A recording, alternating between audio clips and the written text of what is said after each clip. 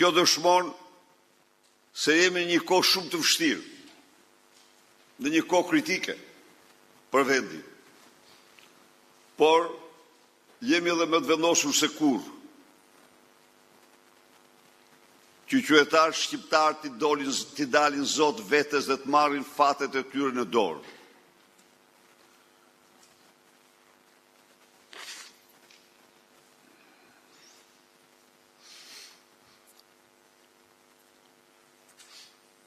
Ftoj çdo qytetar të përmbush detyrimin e tij ndaj vetes,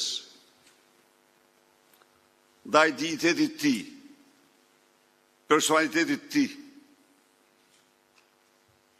Nuk mund të pranoj kur një njeri qytetruar, njeri i përgjegjshëm, të qeveriset nga një padrino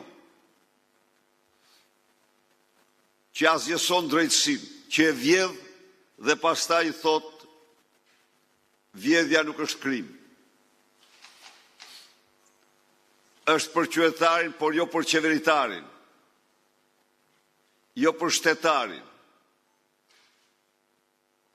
Qytetarët u boj thirrje ndërgjegjes tyre. Kjo është një betejë për ndërgjegjen e njeriu.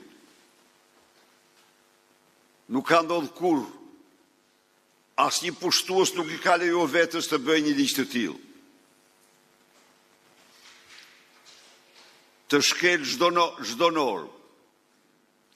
Dhe tani nxorim burojnë e Beogradit përpara.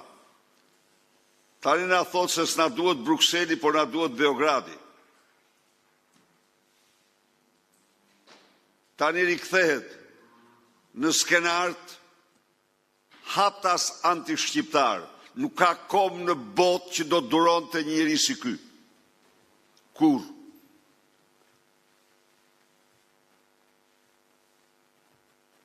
Akti i fundit me Slobodanin e ri, Aleksandar Vučićin, është një thirrje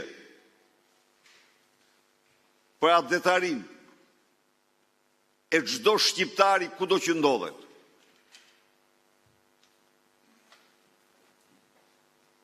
Ky ka shtruar Shqipërinë në një vend tepër të rrezikshëm për kombin, për të ardhmen e kombit, duke përdorur pushtetin e tij. Ndaj dhe duhet t'i përgjigjemi në mënyrën më të fuqishme. Në mënyrën më të fuqishme dhe u kam besim se do i përgjigjemi. Data 12 është kryengritja e radhës.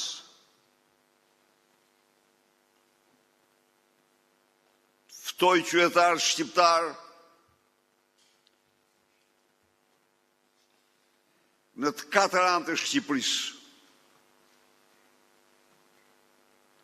të bashkohemi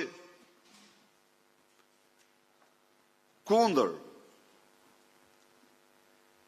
kreut të kësaj organizate kriminale, por t'i dhanë përgjigje merituar për vjedhjet e tij dhe për tradhtinë e lartë kombëtare që i bën idealeve